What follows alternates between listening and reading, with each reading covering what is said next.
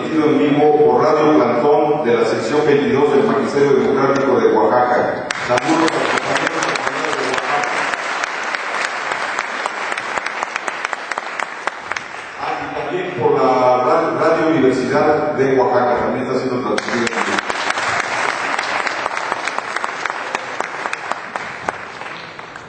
Bueno, compañeras y compañeros, hemos escuchado dos importantes aproximaciones, propuestas, visiones de las tareas de lo que toca hacer, tanto del lado de la UNED como del Frente Sindical Mexicano, en particular de los compañeros telefonistas y del ESMED. El compañero Montesioca ha dejado también sobre la mesa un conjunto de temas fundamentales, es decir, de qué manera efectiva enfrentar el neoliberalismo, es decir, no dejar que siga pasando como ya ha pasado en estas décadas, lo cual implica una unidad que va más allá de la unidad de acción, que es necesario redefinir los lineamientos estratégicos del movimiento sindical en todos los frentes, sí incluir la organización de los no organizados, pero ir más allá de las reivindicaciones gremiales, tener un proyecto de nación, ponerse por encima de las viejas divergencias o de las historias de agravios o divergencias que han separado al sindicalismo independiente, tener una estrategia de reorganización y sí participar en frentes amplios sociales, pero resolver los grandes problemas, los grandes desafíos del movimiento sindical, que no tienen por qué ir separados, digamos, es decir, no es ¿cómo se llama?, contradictorio tener una política de alianzas sociales y resolver de alguna manera los desafíos del movimiento sindical, del movimiento de los trabajadores como tales, ¿no?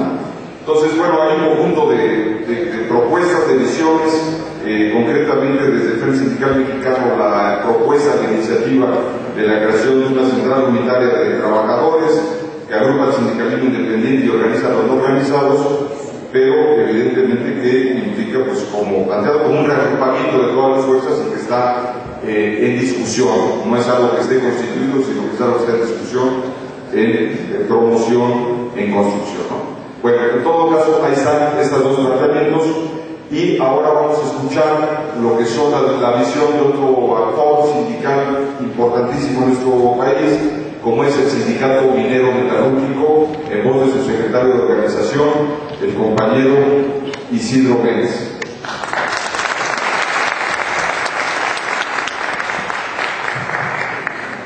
Muchas gracias.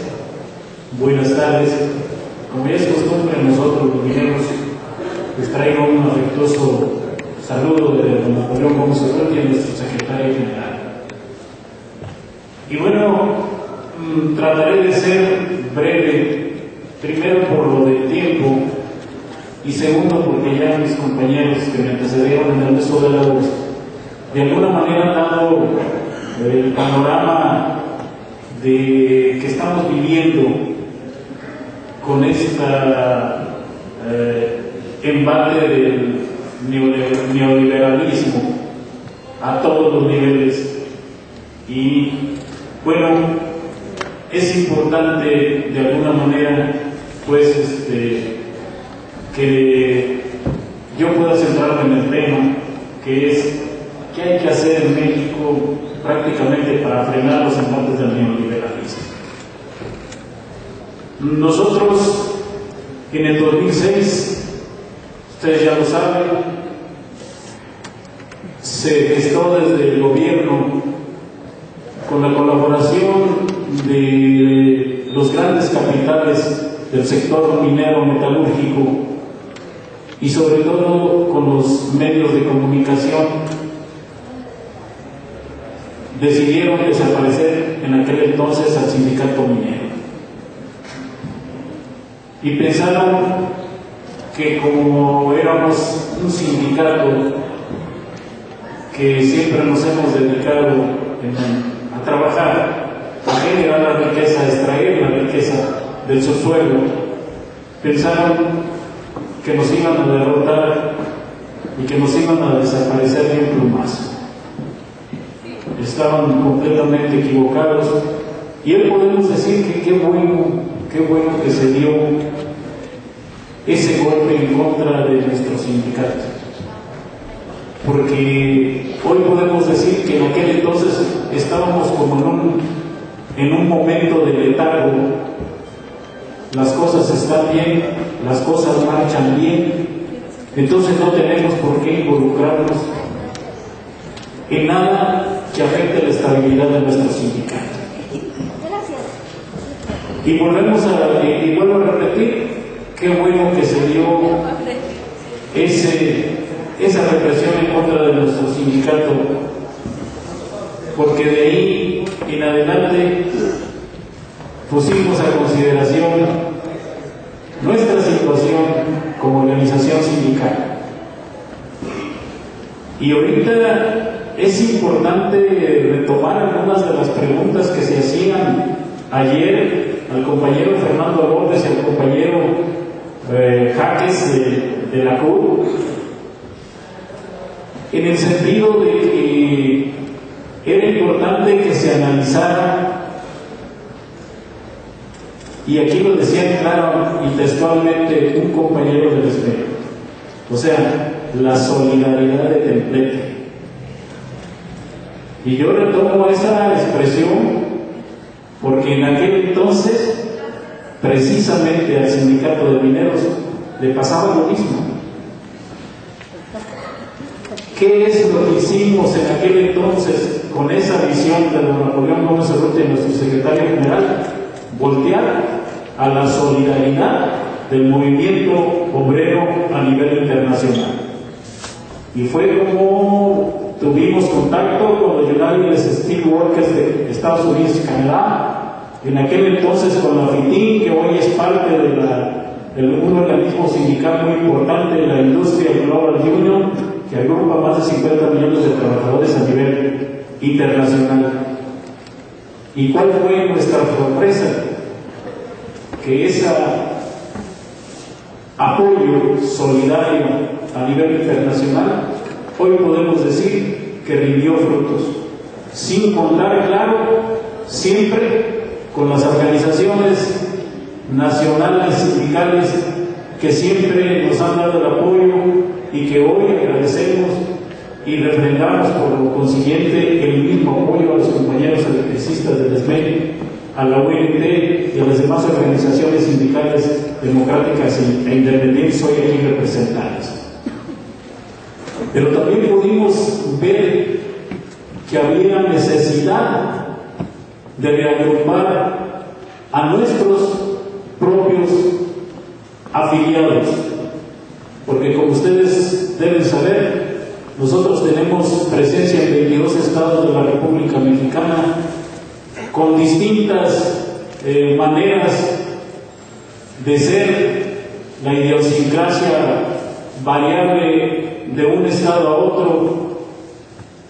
No es lo mismo estar ante los compañeros de Coahuila que estar ante los compañeros de Colima, o más o menos en ese ejemplo.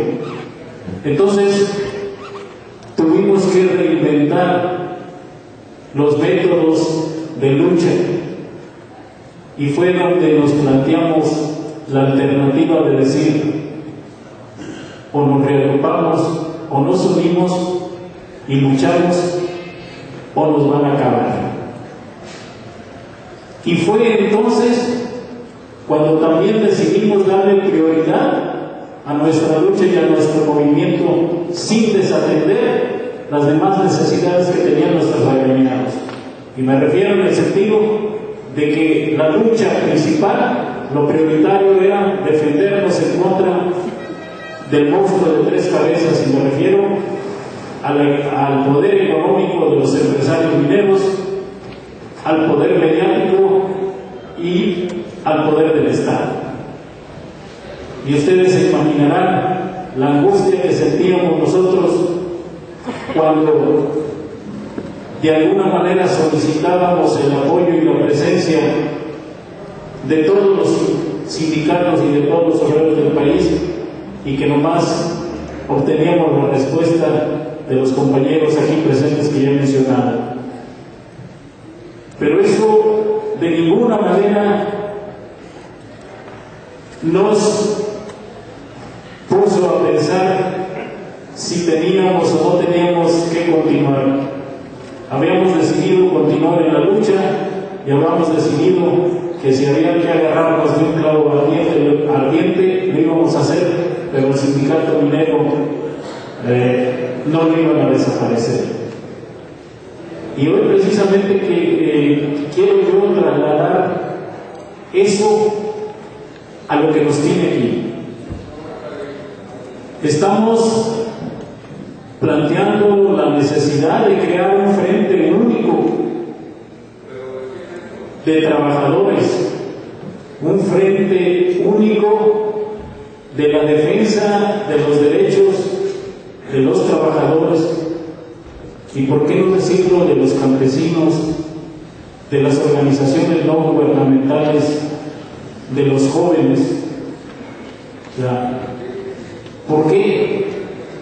Porque, como lo dije yo ayer en mi exposición, si no nos agrupamos nos van a acabar. Y sabemos que la Ley Federal del Trabajo, la reforma que está en la Cámara de Diputados, al sindicato minero ya la aplicaron, ya la estamos viviendo, ya estamos luchando en contra de ella. Lo que decía el compañero Humberto Montes de Oca, lo que tratan de hacer es legitimar lo que ya están haciendo en contra de los sindicatos democráticos independientes. Y es aquí donde, en el momento de plantear la reagrupación del movimiento obrero democrático independiente, donde tenemos también que plantearnos lo que ya se ha dicho aquí. Queremos hoy que los jóvenes estudiantes, la próxima generación de trabajadores de este país, se integren a nuestro movimiento. Pero efectivamente también ayer lo decían en el taller algunos compañeros representantes del Yo Soy 132. O sea, ¿cuál es la confianza y cuál es la certidumbre que les estamos dando como obreros organizados para que puedan ellos integrarse a la lucha de los obreros de este país, que realmente van a luchar por la reivindicación de los derechos de los trabajadores? Eso fue lo que tenemos que, desde la perspectiva del sindicato minero, es lo que tenemos que plantearnos. ¿Qué le vamos o qué le estamos ofreciendo a las nuevas generaciones? ¿Qué les estamos ofreciendo a los campesinos, a las organizaciones no gubernamentales, si queremos que esto crezca, que esto sea una lucha social verdaderamente integrada desde los sindicatos democráticos independientes? Yo creo que todos los que estamos aquí presentes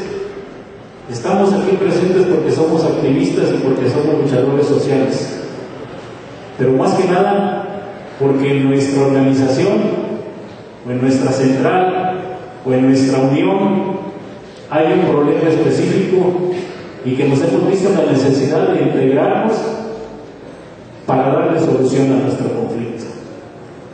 Y creo, desde la perspectiva de un servidor, que es válido.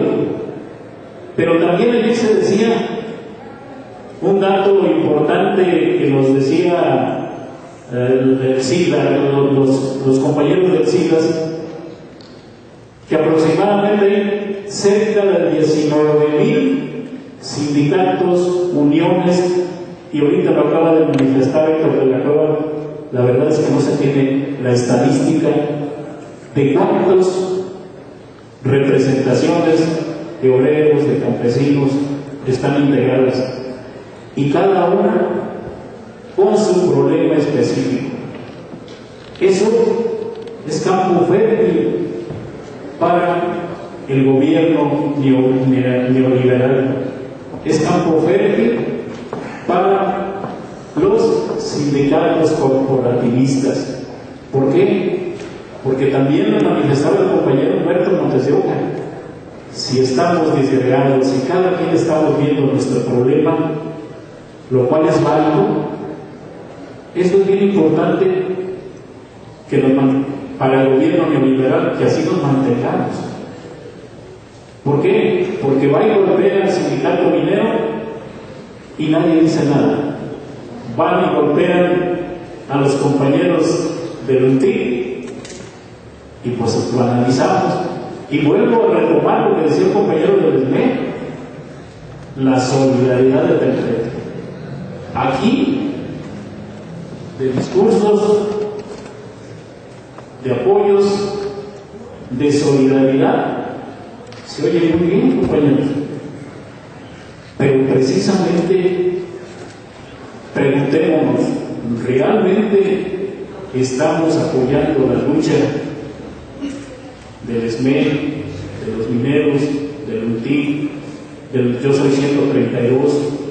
Y van a ver ustedes que es una infinidad de miles y miles de problemas. Entonces, indudablemente que el sindicato minero está por el frente único, amplio de trabajadores. Debemos de replantearnos hacia dónde queremos ir y qué es lo que queremos, ¿sí? Y creo yo que lo que primero vamos a decir, yo quisiera que primero se resolviera mi problema y mi asunto. Entonces, es importante pues que echemos a volar el pensamiento y hagamos un minuto de reflexión. ¿Realmente queremos ser parte importante de la política económica de ese país?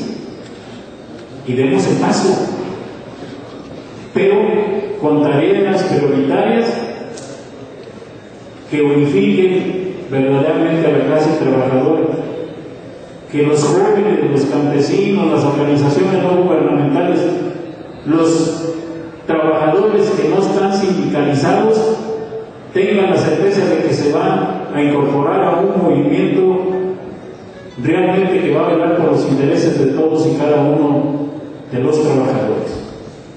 Nosotros en el sindicato minero lo entendimos y no nos bastó 6 años, nos bastaron 3 años para entender que lo único que nos podía sacar adelante era la unidad. Y por eso yo recuerdo que a cada reunión que nos invitaban, ahí estaba el sindicato de mineros solicitando el apoyo y la solidaridad de todos y cada uno de las organizaciones que nos invitaban. Y recuerdo que a un servidor en una ocasión le tocó estar en la asociación de mujeres de la vela perpetua y que yo me preguntaba pues qué estamos haciendo aquí, ¿verdad? Pero vuelvo a repetir, a donde nos invitaban, allá íbamos. Y efectivamente nos dijeron los representantes de la vela perpetua, nos dijeron, nosotros políticamente a lo mejor no podemos hacer nada por ustedes, pero una oración sí la vamos a llevar para que ustedes solucionen su conflicto y su problema.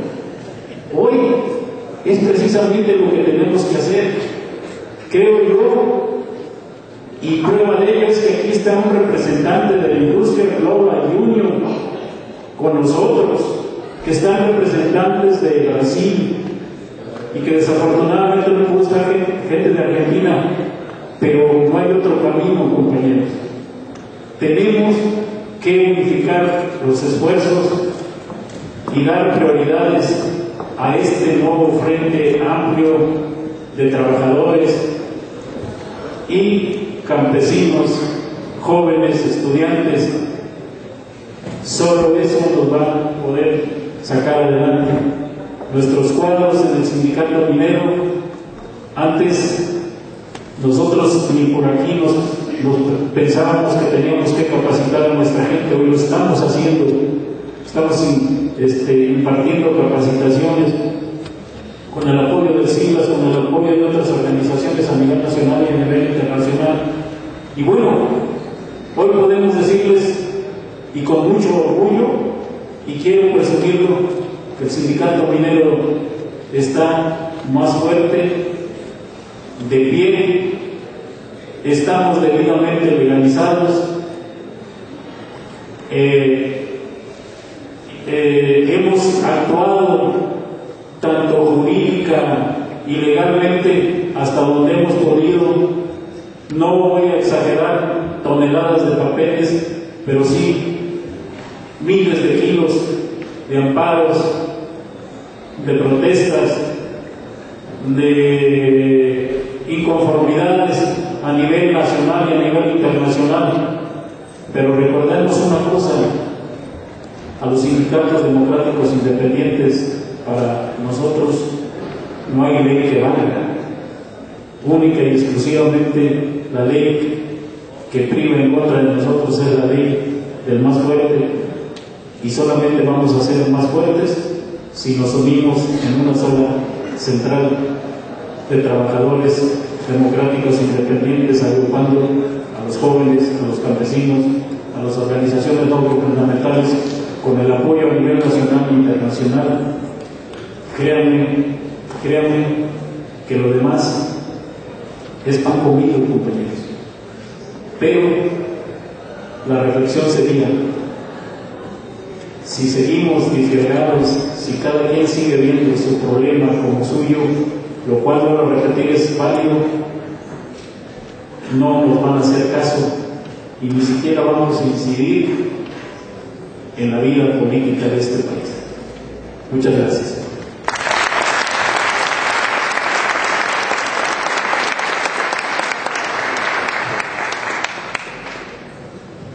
Muchas gracias, compañero Isidro. Se me había pasado mencionar, bueno, ayer no le fue posible acompañarnos porque tenía que estar en otra actividad, pero hoy está con nosotros la compañera Astrid Haag de la Simple Solidaria Federación de Sindicatos de Holanda. La compañera Astrid Haag,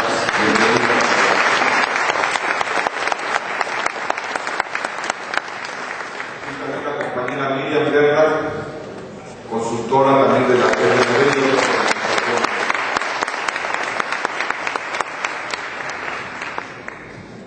Bueno, compañeros, primero pues acabamos de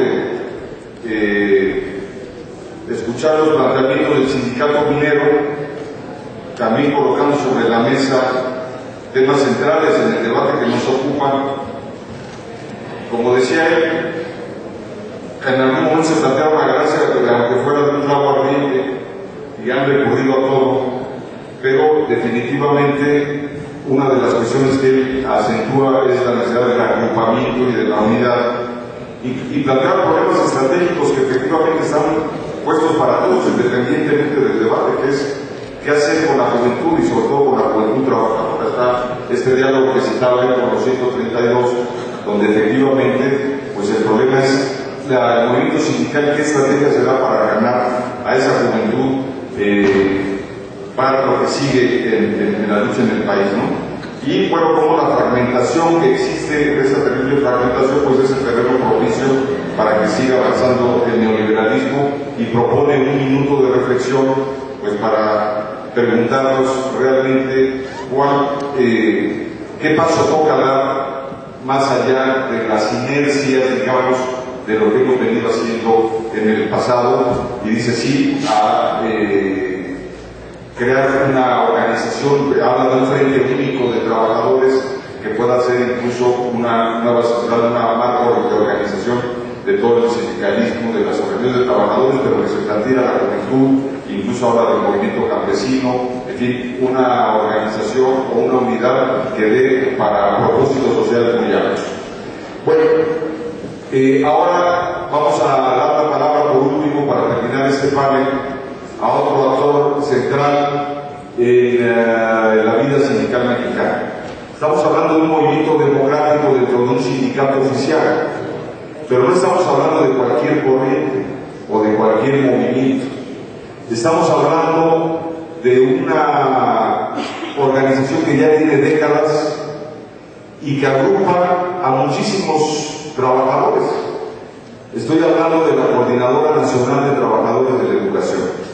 Simplemente para hablar de algunas de sus componentes principales, la sección 22 de Oaxaca, que agrupa alrededor de 60-70 mil maestros o maestras, el maestro Bravo me corregirá, en esta sección 22 de Oaxaca estamos hablando de 60-70 mil trabajadores de la educación.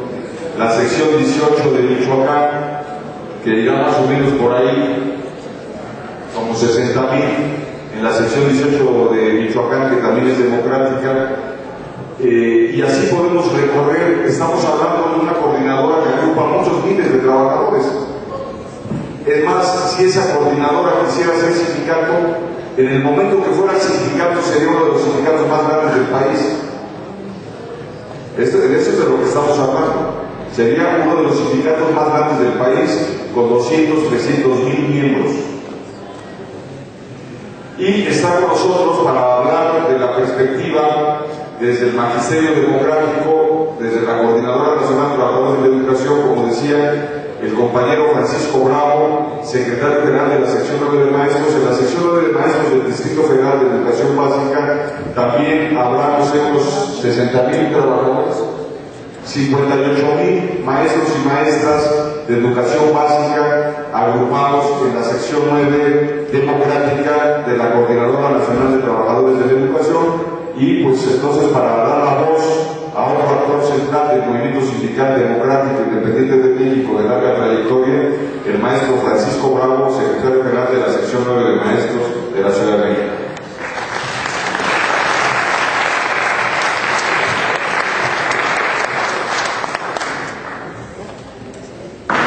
Compañeros, compañeras, buenas tardes. Efectivamente, somos parte de la sección 9, nuevamente de la Coordinadora Nacional de Trabajadores de la Educación. En esta primera parte, desde luego, quizá voy a usar un poquito, voy a ustedes a darles algunos datos de esta coordinadora y del CENTE, obviamente, y después algunos planteamientos generales de cómo creemos que puede avanzar el asunto de una central de trabajadores, desde luego, independiente. Miren, el CENTE, Sindicato Nacional de Trabajadores de la Educación, CONECE, aglutina alrededor de 1.500.000 trabajadores en todo el país. Hoy están conformadas 55 secciones en el país, incluyendo desde luego una sección que por ahí quieren meter en la sección 22 en Oaxaca, a propósito de hacerle o contraponer a los compañeros de la sección 22. ¿Sí? La sección 59, que es una sección, vuelvo a insistir, prácticamente con tintes paramilitares para golpear a los compañeros maestros de la sección 22. Bueno, 1.500.000 trabajadores. De aquí, obviamente, uno se explica por qué hoy el Bester Gordillo Morales se ha convertido exactamente en una de las gentes más poderosas del país. Más poderosas para mal, porque ha destruido en todos los terrenos. Para que usted se dé cuenta del poder económico que hay cerca. Solamente en cuotas sindicales, el Bester Gordillo Morales maneja alrededor de 150 millones de pesos mensuales en cuotas sindicales. Estamos hablando, y digo, es un tema que ahora está en boga, ahora en toda la prensa se está saliendo. Claro, el Bester Gordillo Morales, a lo largo de todo este tiempo, lleva casi 23 años ahí como cacique del sindicato. Obviamente nuestro sindicato, que surgió en 1943, pues ha estado lleno precisamente de cacicazos. Antes del Bester, Carlos Coquitud Barrios, que estuvo desde luego varias decenas de años ahí también en el poder, y desde hace 23 años el Bester Gordillo Morales. Y desde luego que nosotros hemos denunciado reiteradamente este abuso de comisionados que él utiliza para las campañas electorales. Hablamos, y nunca lo han desmentido, hablamos de más de 100.000 comisionados en todo el país. Esta cantidad tiende a incrementarse cada que hay procesos electorales.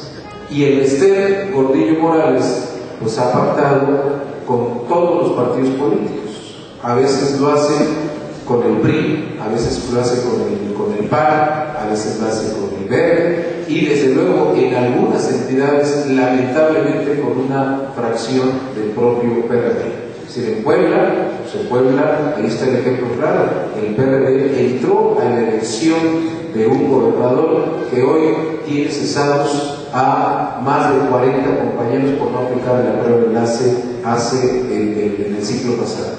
Pero bueno, pues así están las cosas. El Bester Gordillo ha salido a mover a toda la gente y a hacer tratos o convenios políticos según las coyunturas y según donde le ofrezcan más. Esto ha hecho que tenga todo este poder. Y desde luego, aunado ahora a la creación ya desde hace algunos años del PANAL.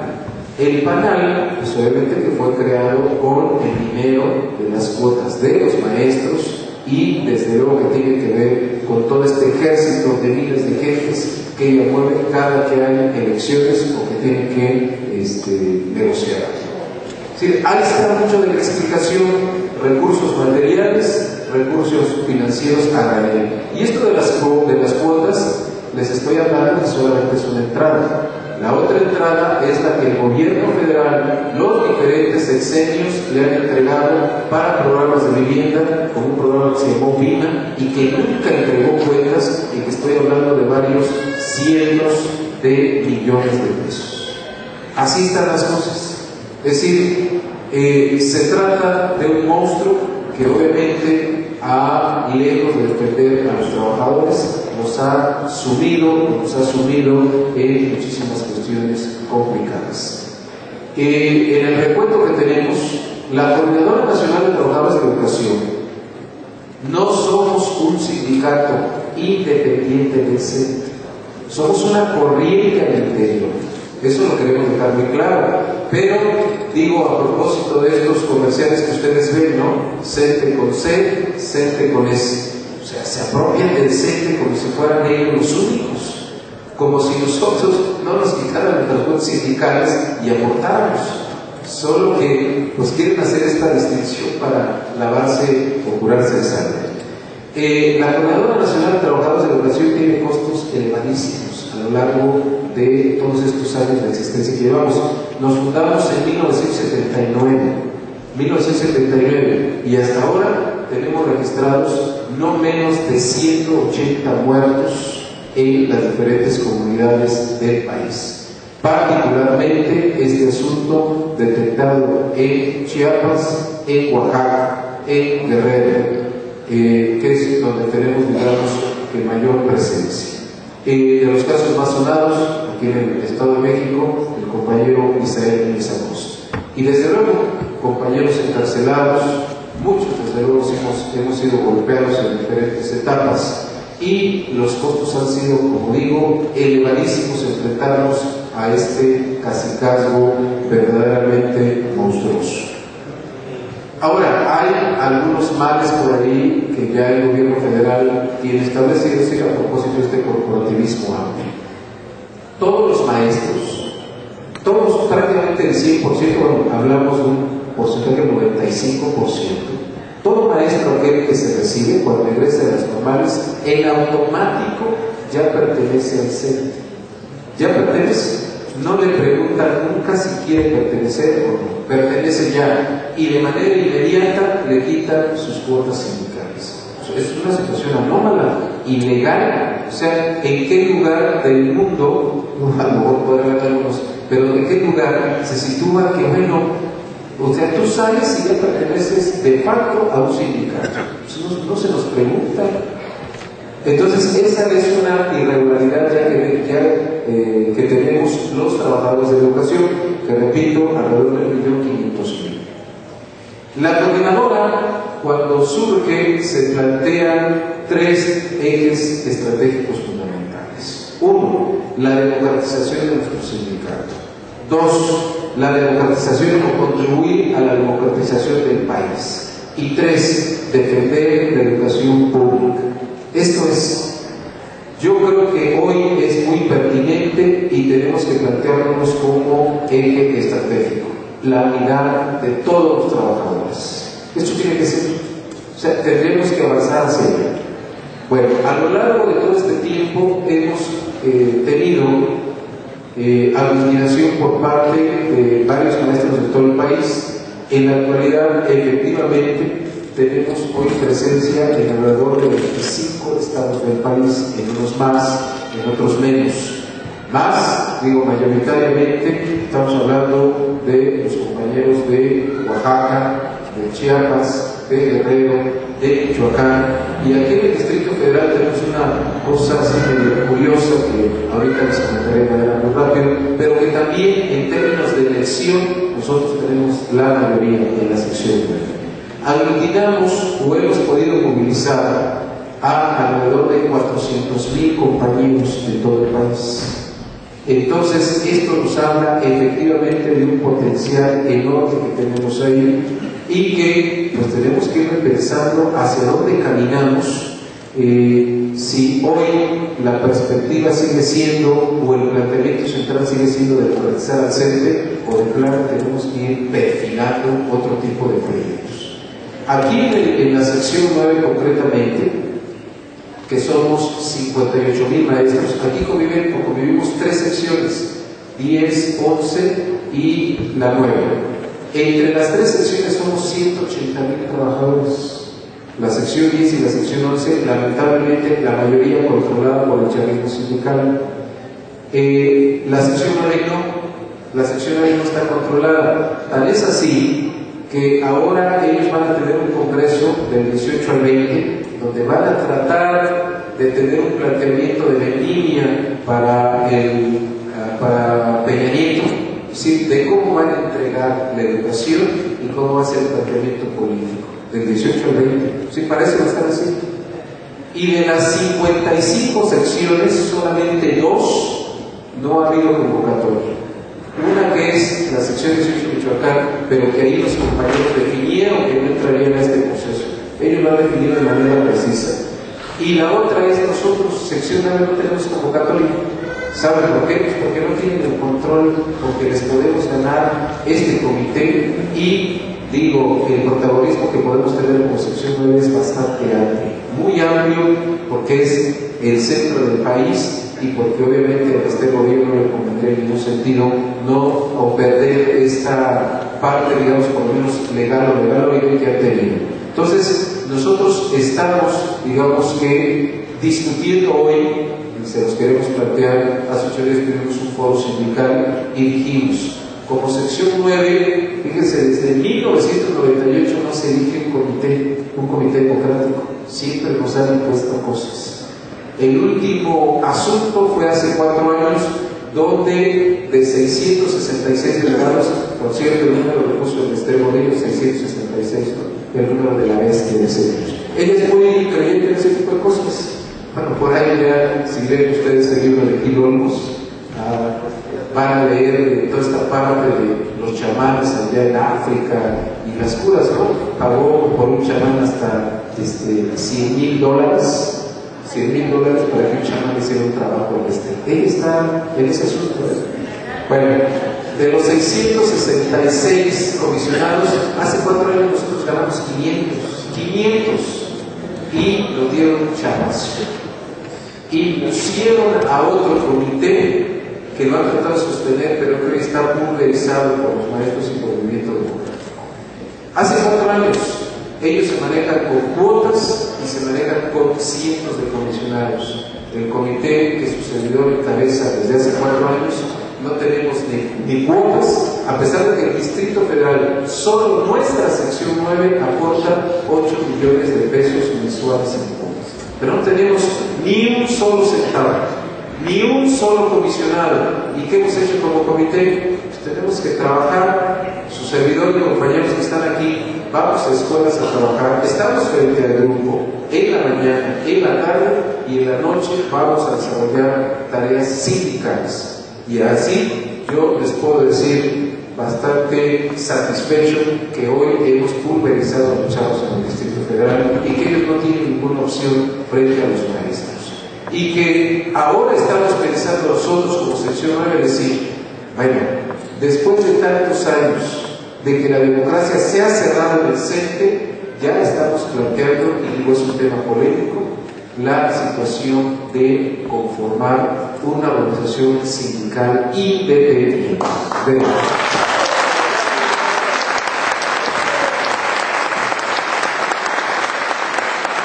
Compañeros,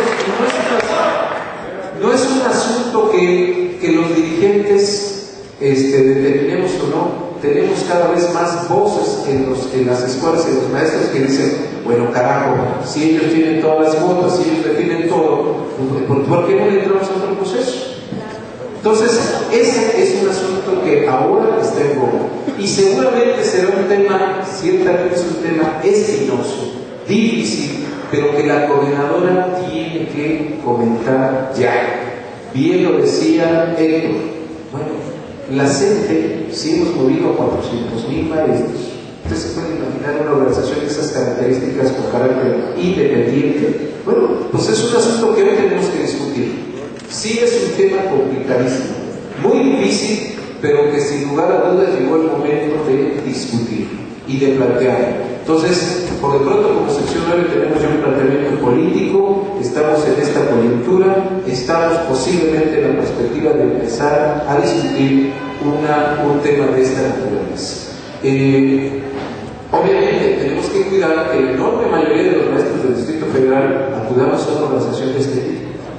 Y esta parte nos da precisamente para saltar a otra perspectiva importante que tiene que ver con la Central Independiente de Trabajadores. Uno de los problemas que tenemos ahora es que me parece que las diferentes organizaciones tenemos ritmos diferentes de movilización por las necesidades que se nos plantean. Porque al final de cuentas estamos mucho ligados a organizaciones oficialistas que determinan ritmos y tiempos nuestros. Ese es uno de las problemáticas. Y que desgraciadamente nos movemos cuando nos pegan. O sea, cuando nos dan, entonces nos movemos. Las coyunturas, el moverse en coyunturas no nos ha dejado nada correcto, ¿sí? Y repito, si ahora nosotros, el CENTE que nos ha golpeado, nos dice, hay esta condición, pues entonces nos movemos. Nos quieren aplicar el examen de evaluación para decir, pues muy acorde con esta propuesta de reforma laboral con contratos a prueba, sirves, pero sirves en el sentido que ellos quieren. O sea, que los muchachos conozcan las cuestiones fundamentales para mover las máquinas, solamente, no para crear una educación integral. O sea, no estamos hablando de eso, estamos hablando que los muchachos tienen que aprender matemáticas, fundamentalmente españolas, cuestiones básicas, pues, para mover las máquinas. Pero no están hablando de proyectos integrales de educación. Y cuando aplican este criterio del examen universal, compañeros, nosotros les decimos, oigan, un maestro es buen maestro, un mal maestro se aprueba un examen de 80 reactivos y que además donde preguntan una teoría determinada, o sea, una teoría determinada. A ver, si te sabes la teoría de las competencias, eres buen maestro, si no te la sabes, eres mal maestro. O sea, ese es el problema que tenemos ahora.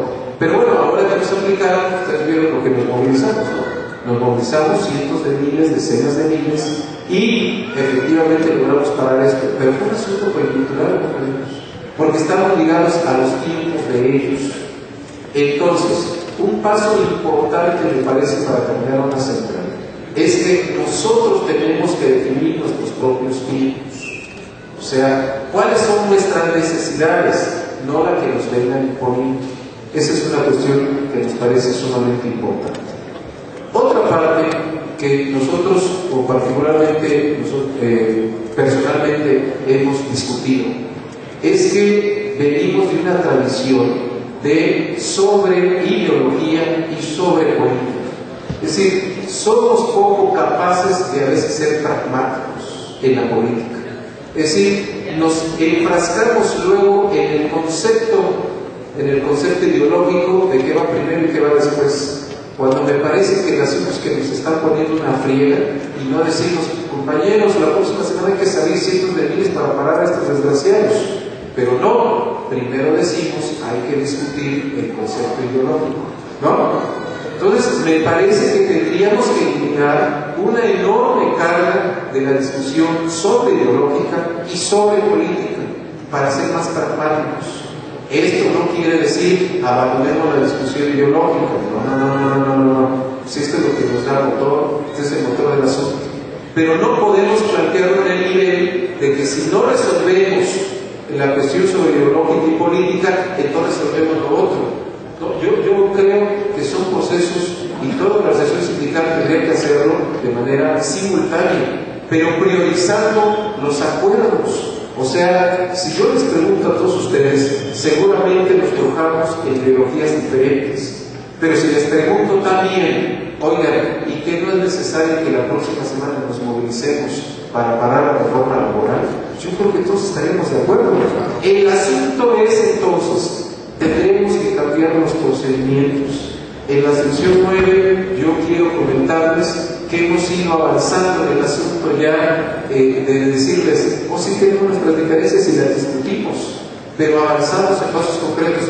Creo hoy que esa es la clave de por qué no nos hayan exterminado en la sección 9 a pesar de todas las condiciones adversas que tenemos. Esa es una parte que yo creo que sí tenemos que darle fondo. No discutamos más sobre divergencias, hablemos de coincidencias y a partir de ahí yo creo que podemos irle avanzando. Como sección 9, el 28 y 29 tendremos un congreso democrático y ahí, aparte desde luego nuestra perspectiva sindical, que ya les dije cuáles son entre ellas la propia organización sindical independiente, también plantearemos como un punto central el asunto de la central de trabajadores para que los maestros, cada vez este asunto vaya siendo más y más comunal. También en la última Asamblea Nacional de la CENTE, que fue el domingo, Asamblea Nacional Representativa, varios de nosotros estamos impulsando un congreso político nacional de la coordinadora y se está planteando que posiblemente este tuviera lugar a finales de noviembre, principios de diciembre. Y un punto, sin lugar a dudas, que a varios nos interesa que se ponga en la mesa del debate es este asunto de la central independiente. Y lo vamos a llevar a esa parte, a esa discusión. Ciertamente creo que tenemos amplia presencia en muchos estados. Somos, perdón si me escucho poco humilde, de las pocas organizaciones que a nivel nacional todavía existimos. Acuérdense que surgimos con otras organizaciones como la CEPA, por ejemplo, que pues ahí anda trabajando con la CONAMU, desde luego, y que por ahí vemos otros estamos ahí tenemos que plantear este tipo de cuestiones. Creo que de frases hechas, bien decía el compañero, de frases hechas, de clichés, eso ya no sirve. Ahora el asunto es cómo caminamos sobre la práctica, repito, metiéndole el ingrediente del pragmatismo político, cómo definimos más cosas. Decíamos en broma, compañeros, presente, se nos comenta, no podemos discutir a qué horas vamos al baño, si a las 5 o a las 4. O sea, ese tipo de debates ya no los podemos estar dando. Ahora tenemos que platicar de asuntos, creo que más claros, más precisos. Y miren, un asunto que desde luego es un asunto complicado, pero nosotros lo hemos padecido. Una nueva central tiene que surgir desde luego pensando en condiciones de carácter financieras, de recursos, desde luego humanos y materiales. Trabajar en condiciones donde no existe esto es sumamente complicado, muy difícil. Nosotros a veces no estamos en uno o en otro evento, no porque no queramos, sino sencillamente si nos salimos del trabajo nos levantan hablando de empleo. Sí, hay condiciones muy complicadas y esas condiciones tendríamos que irlas planteando. Yo no sé si, por ejemplo, en la perspectiva hubiera posibilidades de que en esta promotora hubiera gente que se dedicara a eso. O sea, esta es una condición que pudiera darnos la idea, que pudiera dar de un lado para otro, pero condiciones de trabajo reales que nos permitan avanzar en esta cuestión y no solamente de los espacios que disponemos. En fin, compañeros, creo que hoy es un momento importantísimo para el debate y para la definición. Contradictoriamente, digo, no es ninguna sorpresa, hay efectivamente elementos que nos dicen que nos quieren dar con todo con esta reforma laboral, pero al mismo tiempo, digo, la dialéctica es así, también surgen elementos que nos posibilitan conformar organizaciones únicas, reales y no solamente de derecho. Compañeros, muchísimas gracias por su atención.